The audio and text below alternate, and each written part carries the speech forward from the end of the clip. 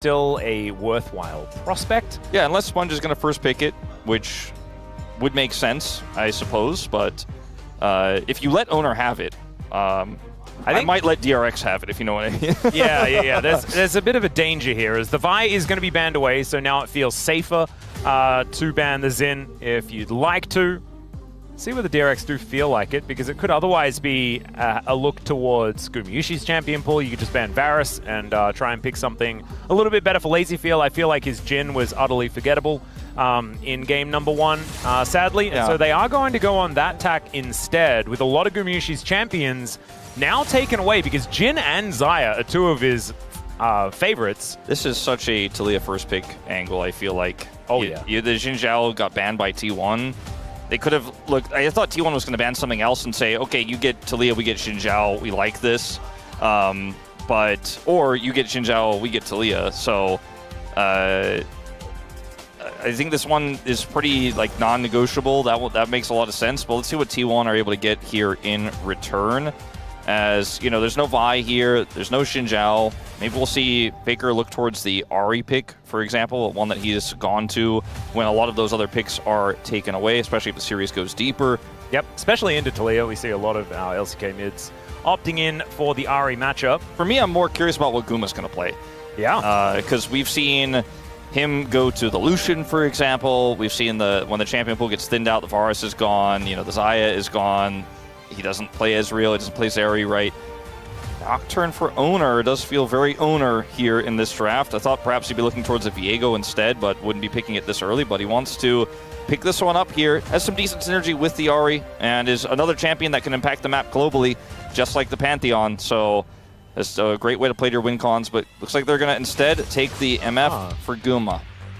MF for Guma is not what I was expecting either. I kind of thought that we'd see like an R3 Lucian type angle after Lazy Feel picks up an Ezreal or something like that. But instead, it is the Misfortune, which we've seen have some positive performances and some negative ones. What I really do not want to see is Kai'Sa into Misfortune. We've seen that tried so many times, and it is not really working. And they're going to go for the Ezreal instead. Lazy Feel has impressed us in some of his Ezreal games with really good team fighting, really good positioning, aggressive plays.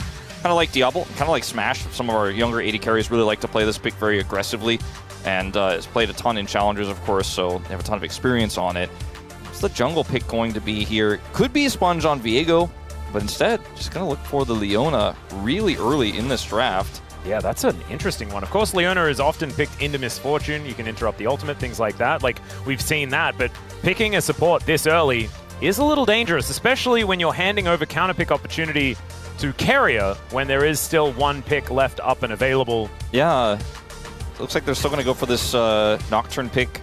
Okay. Andel has played a lot of Leona. I feel like it's a pick he's very comfortable on, and perhaps that plus the fact that it's good into the MF and okay into the Rel is part of why they grabbed it. I think they'll ban the Rel now that the Nocturne's been picked up instead. Yeah, I would agree. I think it's support bans on DRX's side, and I was thinking jungle bans for T1, but instead they're going to focus out Rich. Of course, Rich did like to gravitate towards the Ambassador, definitely earlier in the season at least. It's very good into Misfortune as well, especially when you don't have a tank jungler. Just really easy to get on top of her, whether with your ult or just by dashing several times to close that gap, while the Misfortune is very immobile. So I do like that ban, but I do think something like a Viego ban makes sense here. Because you look for the pick with Leona, Taliyah, Viego gets that kill, you get the reset. That kind of fight seems pretty obvious here for the side of DRX. Although Viego's been very polarizing a pick. The Wukong, similar situation, obviously not with the resets, but the follow-up to that single target is very, very strong. Great into Misfortune as well. I think it's a really smart ban, actually. I think Wukong would be kind of devastating if DRX are able to get their hands on it. There's the Rel you were talking about, so the couple of support bans for DRX, they do get rid of these. It's going to get a little bit weird. I think you just have to play Nautilus here. Yep. And luckily, because this Leona was so face-up, they could grab it early. Considering a Bard, and even potentially... I mean, this pick is so strong into Leona, but I think the Nautilus is the safest one, especially into Ezreal. You can guarantee you get that big hit, that CC onto the Ezreal no matter what, even if he shifts away. Yeah. I think the Elise is better for lane control, and I really am not a big fan of blind Elise, but I felt like in this scenario, especially when you have the Ahri, and the Nocturne, it was a cool idea, but Nautilus much safer, much more robust. Yeah, does now mean that Doran can kind of play anything as well because you have Engage coming out of the bottom side of the map. I think what they were thinking about was like, oh, well, we'll just put Doran on Ornn or Sion or something like that. But then maybe he's not going to have the greatest of matchups if he does want to do that. So there's the Viego that you were talking about. I'm worried about the Paperman. I feel like Viego hasn't found too many inroads so far. Call me crazy, but this was not what I was going to say. I was going to say, I feel like Cassante kind of goes hard here for DRX. I mean, Rich has been pretty amazing on his Sion. From the other victories that we've seen from DRX, a lot of it has been to do with this guy's Sion, as the answer from Doran will be this Camille. Camille Nocturne, pretty powerful, right? You can play out these 1-3-1s pretty devastatingly. It's great in side lanes. Yeah, exactly right. Key pick in a lot of these drafts because it just puts a hole in the top side of the map. Yeah, it can happen. Rich did show us that sometimes it's not a hole. Sometimes it is just so much health that you cannot get through it.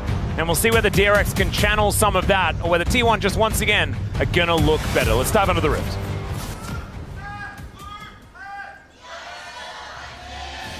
소환사의 협곡에 오신 것을 환영합니다.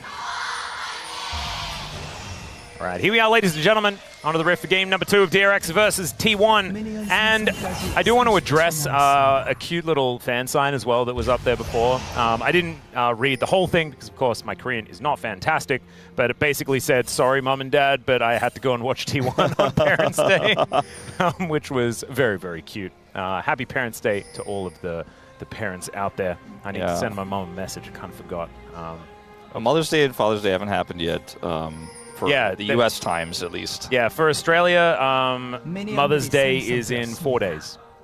So it's on Sunday. Yeah, I think it's the same in the US. Is it really? I'm pretty sure. I always thought that they were a bit different. Or is it like Father's Day is different, but Mother's Day is the same? As now Faker could be in a little bit of trouble here, as some rocks are being flung at him. Carrier moves over. Gumishi's here as well, and the flash has to come out.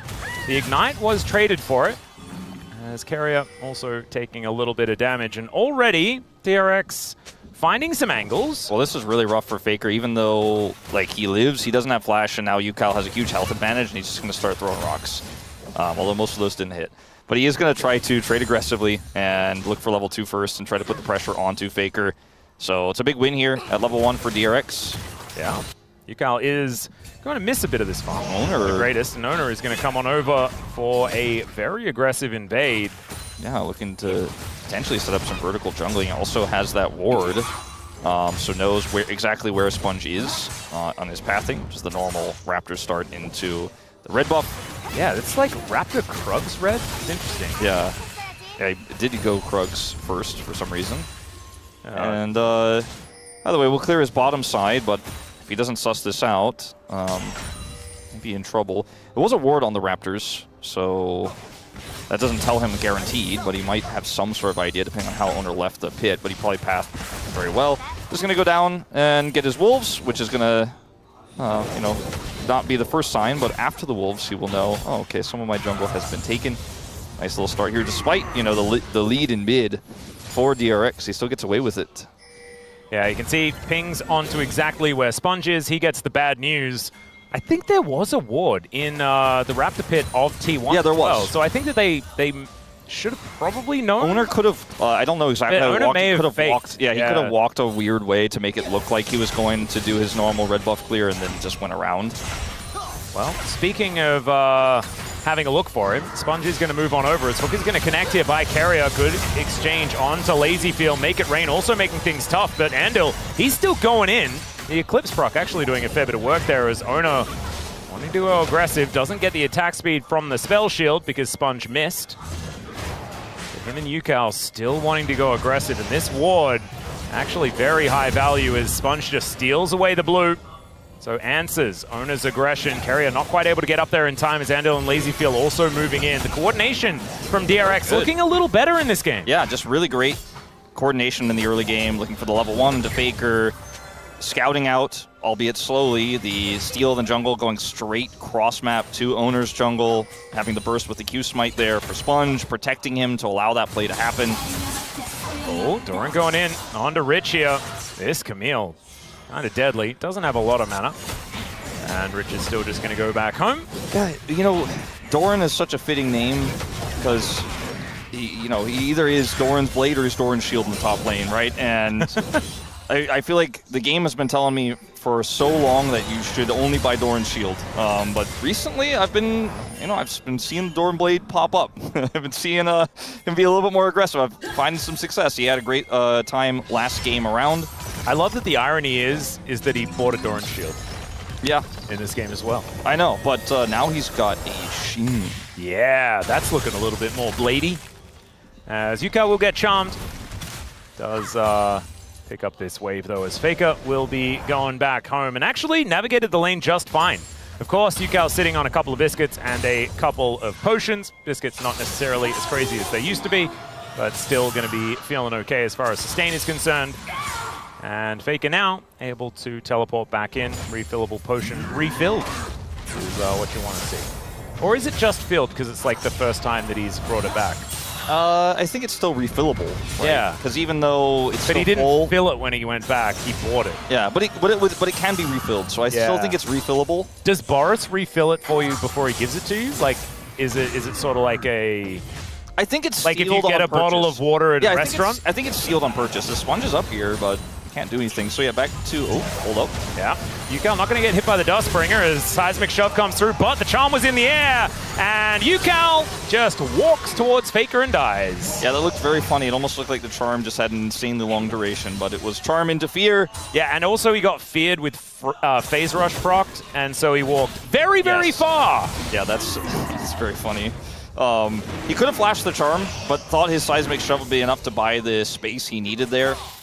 And considering Faker already had his flash down, I do feel like you could flash that and be totally fine. Yep. Decided not to. Played it greedy. Sponge is going to come over here and potentially challenge this Drake, but with no mid-pry of the wave crashing, I don't think this is realistic. Well, there's a bit of a battle towards the bottom side as Carrier going down very, very low. Faker thinking about moving on over to defend that one.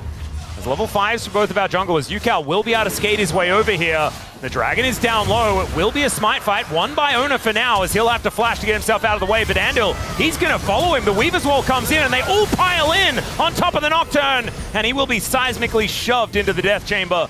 Faker now moving back towards mid, and DRX will be able to try and find some of the spoils as Sponge transforming into Ona will be able to take his Gromp. These are the Andil games, you know, where you're like, oh, I see the angles. I see why this guy got his starting position back, because they're looking for more here now into the bottom lane. Oh dear, there's a flash immediately by Gumayusi actually, as Carrier is the one that's going down very low. Andil able to get himself out of there, but Sponge is just dead, and that was a whoopsie. I mean, trying to dive Nautilus can be very difficult, as we know. And as DRX were reminded,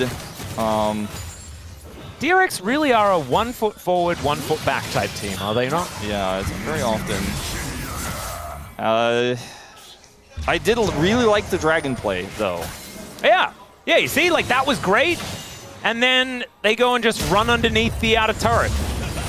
And so that was the not great. And so now we're back on the great side of it. It's really funny that, funny, sad, whatever, it's interesting, let's say, that I feel like DRX's more coordinated shot calling seems to be a double-edged sword in some of these situations. Like the Baron call last game where they had things set up too well to try to do everything they thought. They're like, oh, okay, we can both do the Baron and win the team fight and block Owner out. And then they died there because they're so confident they can do it. In this case, like, oh, we're so ready to win this Dragon fight, and then, oh my god, we can actually coordinate this dive down here in the bottom lane as well. When could have just been happy with the dive and maybe zoning away the bottom duo instead. Sponge is going to be able to take this first grub without using Smite. Yeah, so grabs that one.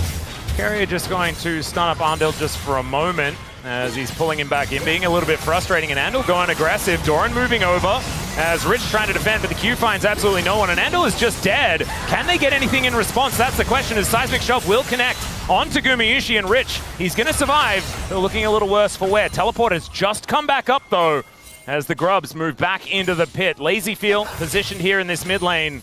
But I don't think they're going to be able to defend as these grubs are taken by T1. They should be able try. to get two of them, as never mind. I don't know if they should, but they're going to. Yep, Carrier sitting in this brush here. True Shot Barrage not going to hit anyone. And there are both of those grubs going down. In goes the Scion as he's trying to get rid of Gumayusi, and that is an engage onto Lazy Feel if ever I've seen one. He just evaporates. Andal going aggressive, and Yukal trying to find a few windows as there's the flash in from Doran. Hextech ultimatum onto Sponge, but now he's just in the Thunderdome by himself.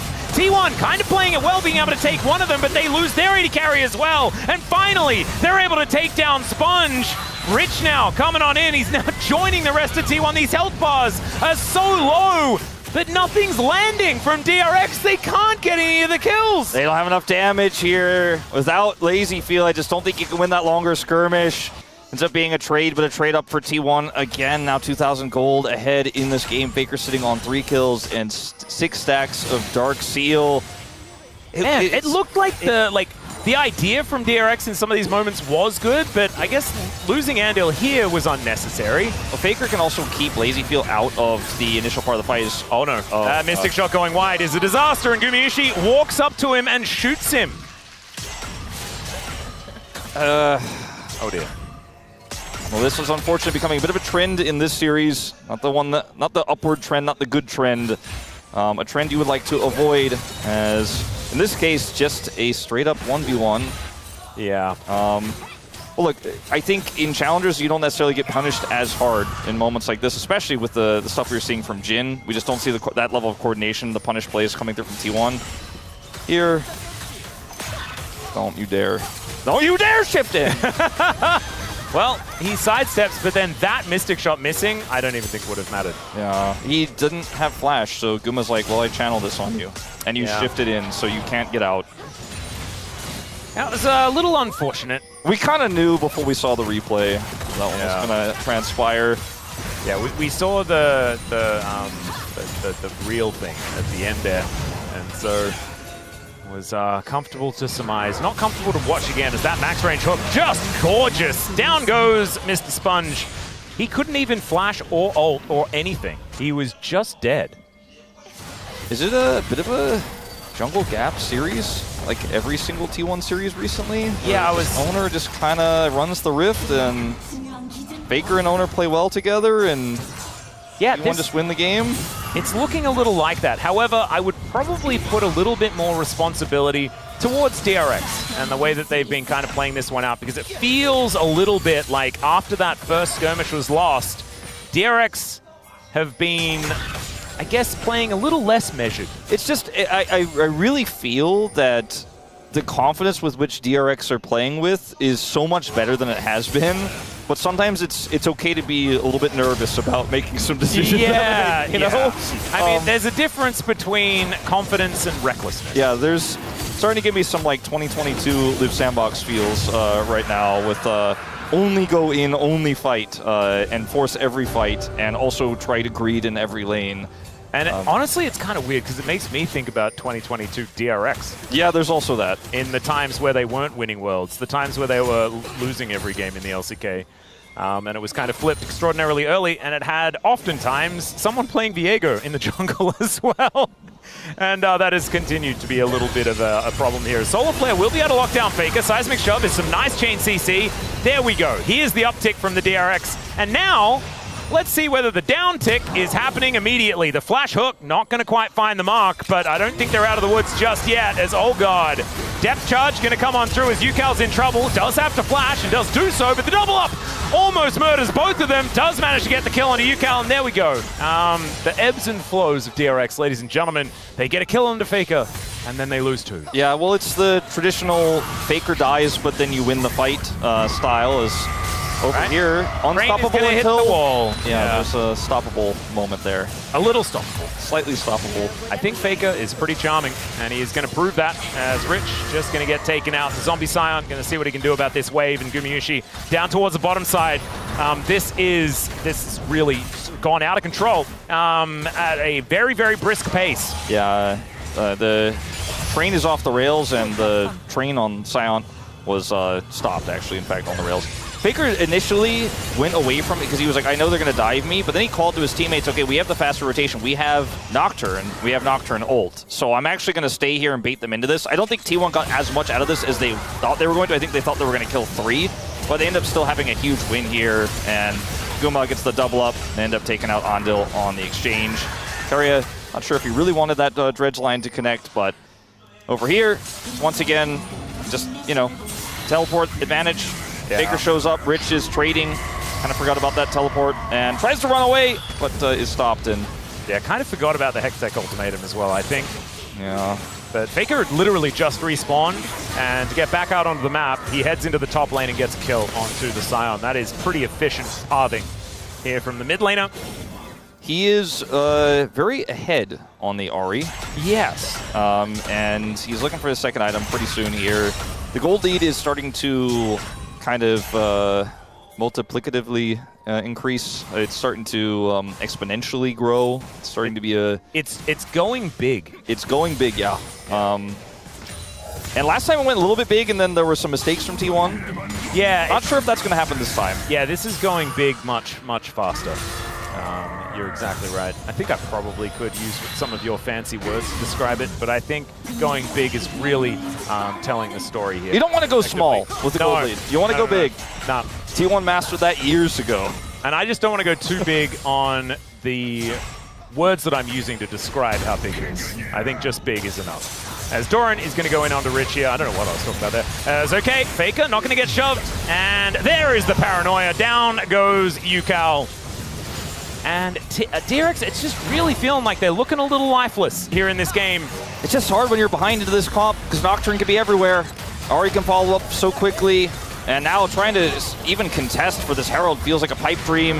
Yeah, Lazyfield going to get engaged on here as he does cleanse. Tries to get out, depth charge following him there, but he invests the flash to try and keep himself alive.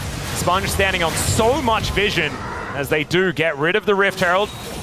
Dredge line goes wide, so does the Charm. T1, they're happy with what they got though, as Doran just really starting to run away with this side lane. That was sort of going to be an inevitability here towards this bottom side. But I mean, they didn't have any control over the objective. They wanted to try to maybe see if T1 was going to make a mistake, fight into them.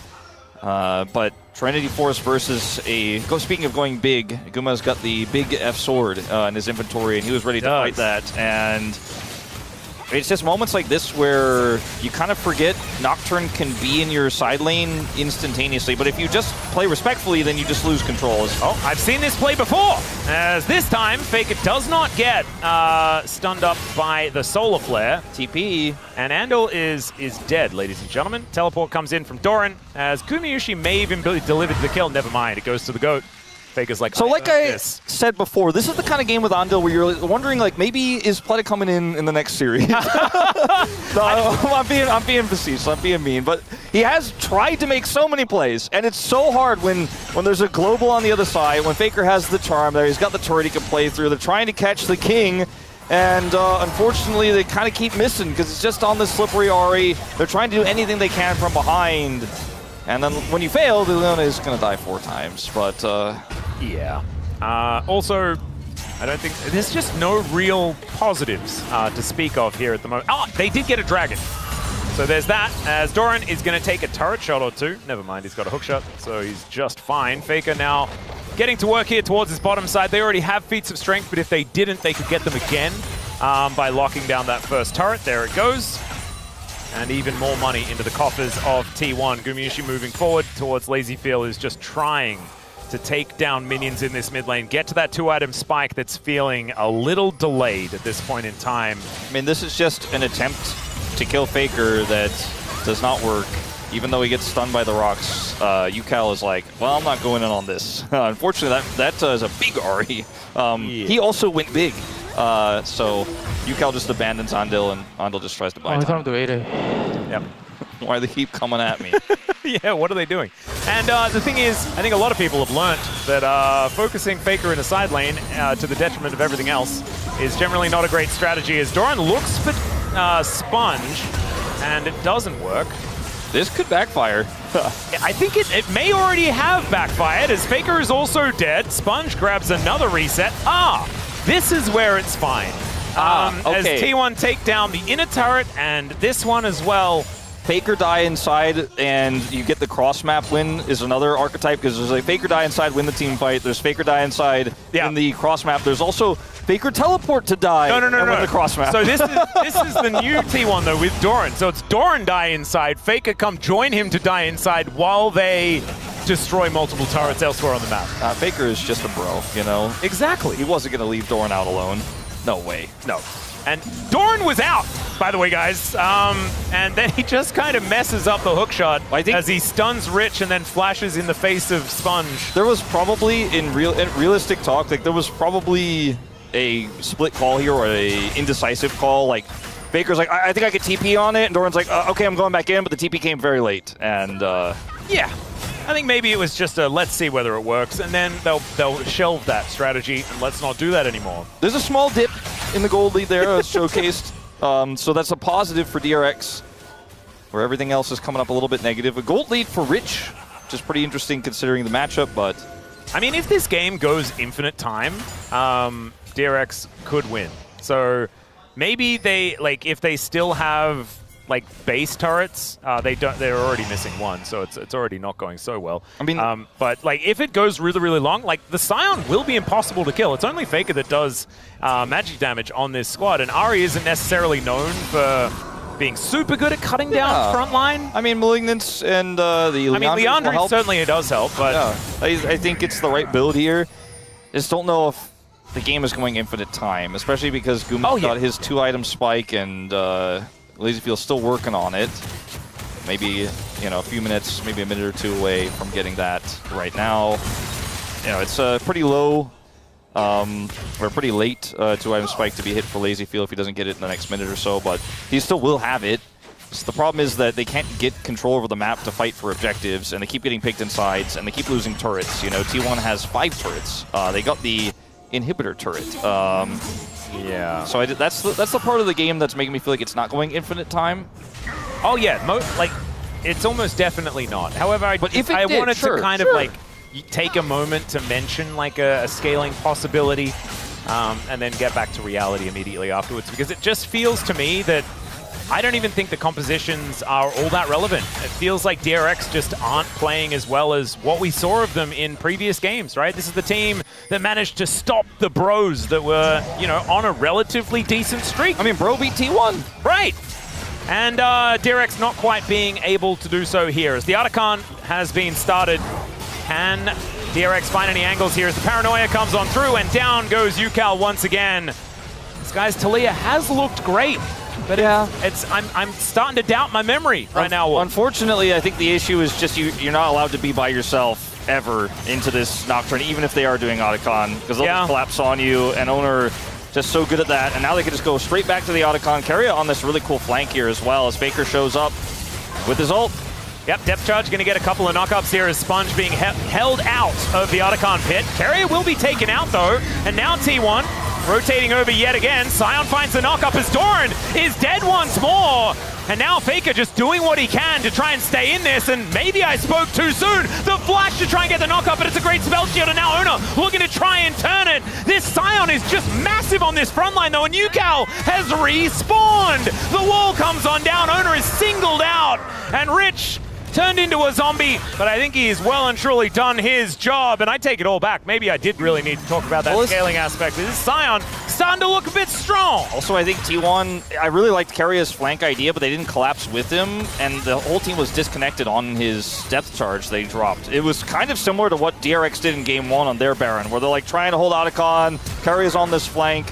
Not this flank, this is where they kill Yukal first, but when we actually go to the next one, because this was great. Everything about this is totally fine. Yep, this is good. This one, Keria's on a really deep flank. Faker isn't here yet, and they don't collapse very well. Like, the Otacon's at half health. Faker is still not here. The TP is there, so he's like, I don't know about going in on that. So Keria ends up dying, and then they still commit in further.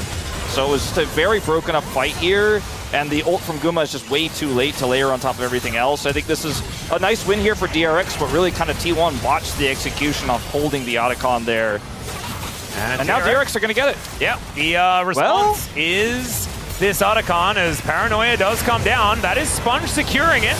As now Doran trying to get in there. Owner is well and truly in there. I don't know about whether he wanted to be as the charm comes down. Faker is cutting them all down. Both of the DPS have been eliminated. And Faker is just looking to kill everyone. Gumayusi grabs a piece of it, and Andil is going to be going down next. Gumayusi trying to get out of the way of Rich, who's just not someone that he is able to kill. And Faker will hunt down this Leona. T1, the punishment was immediate, as the Foxfire is going to be able to cut him out as Gumayusi just spending some time outside of the queue.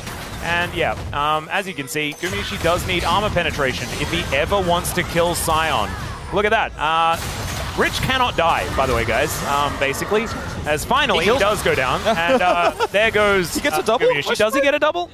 No, I don't think so. The health bar is going down lower and lower and lower, and Carrier will be able to secure it. So there we go. Thankfully, the kill actually did come through. But we're starting to see the power of this Sion. Yeah, also starting to see the power of just how good Faker is in these types of fights. And yeah, look at this. Slashes for the charm on the lazy field, deletes both carries, and then the fight is over. I don't care how tanky you are. You don't win these when the rest of the team is live. Now, you do win the kind of 1v2 against Guma if he stays too close, and that did happen. As Faker chased him down with the Foxfire, but consider also how close, like, DRX have to go for the Otacon, right? But Owner, if he's just there a little bit faster, he might have actually been able to get the Smite Seal. Might have just been a flip. You know, he has his ultimate, they get the vision just barely in time. This is just very silly. He unfortunately channeled his ult just too close to Rich there. It felt like it was the Titan's Wrath from Carrier that actually managed to do damage to Sion, because that's like on-hit magic damage. As Carrier does hit the 5,000 assists, and he's also rewarded with a kill for his efforts, as we saw there towards the top side. As Doran getting closed in on here by Yukal, as over the wall goes Sponge. Doran is going to then flash into Andil and gets immediately stunned. So there is a nice little advantage to be taken by DRX. Rich TPing in, they don't want to turn this into a Baron call. Yeah, how do you feel about a 4v5 Baron start? Well, I've seen this before, but I think this time they'll make better decisions about it, right? This time they're all in the pit, Faker flank. Yeah. I'm all about that optimism as well, as in goes Carrier looking for that angle. Once again, Yukal is singled out and destroyed, and T1 just making it an uncomfortable time in the Baron pit. This time it's an immediate triple kill for Faker. Can he find more? The answer is absolutely, as the GOAT may pick up a Penta, and in fact, he almost definitely will. He's the only one that does damage to the Sion, so there's the Pentakill for Faker. Faker with a Penta, and it's just perfect play on the Sari. 15 kills.